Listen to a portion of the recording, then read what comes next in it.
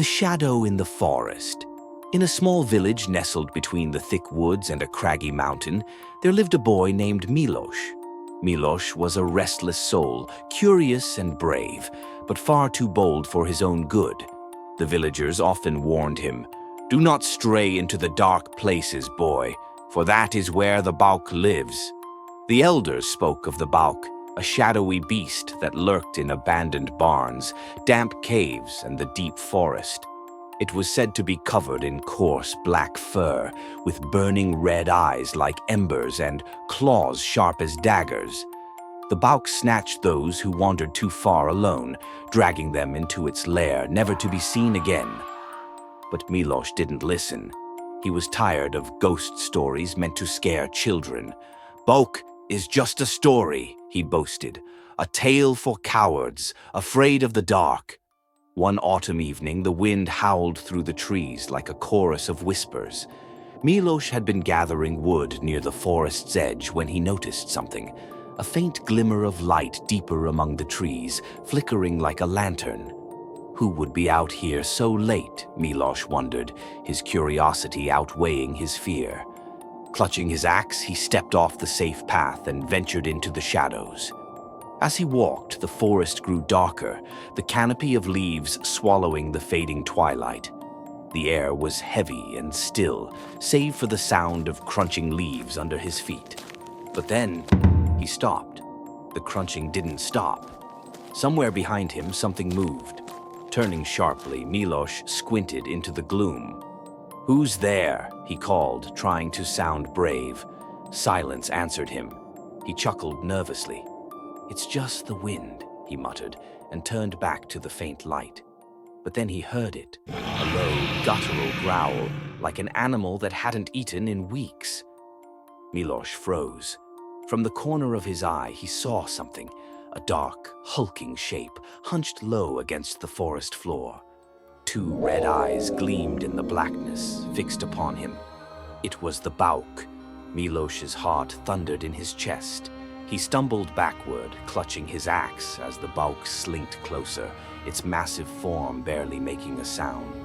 Its fur seemed to ripple like smoke, its claws scraping against the earth. "You're not real," Milos stammered, his voice barely a whisper. But the Bauk grinned, revealing rows of jagged teeth, each one gleaming in the faint light.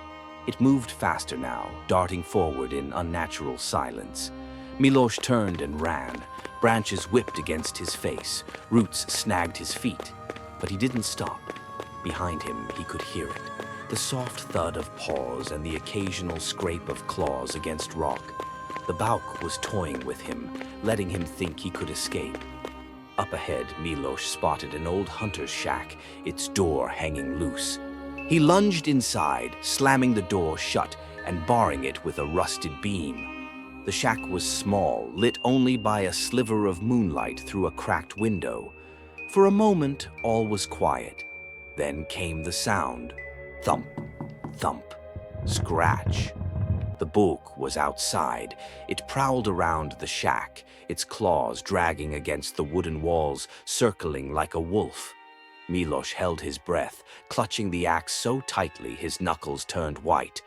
"Light," he thought desperately. "The elders said Bauk fears light." His eyes darted to the corner of the room, where an oil lantern sat on a shelf. Fumbling, he struck a match with trembling hands, lighting the wick. The flames sputtered to life, casting flickering shadows across the shack. For a moment, the noise stopped. Through the cracked window, Milos saw it. The Bauk, its eyes narrowed to slits, backing away from the light. Its growl turned into a hiss, as though the flame burned it. "Leave me alone," Milos shouted, holding the lantern high. The Bauk snarled, its shape twisting unnaturally before it melted back into the shadows of the forest, leaving nothing but silence behind. When morning came, the villagers found Milos stumbling out of the forest, pale and shaking but alive. "The Bauk," he cried. "It's real. It watches, it waits, and it hates the light."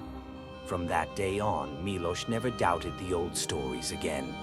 He kept a lantern lit by his bedside every night, and warned others, "Stay away from the dark places, for the Bauk is always there, just beyond the light, waiting for you to stray." And in the deep forests of Serbia, they say that on quiet nights, if you listen carefully, you can still hear the scratch of claws and see the faint glimmer of two red eyes watching from the shadows. Would you dare to wander into the dark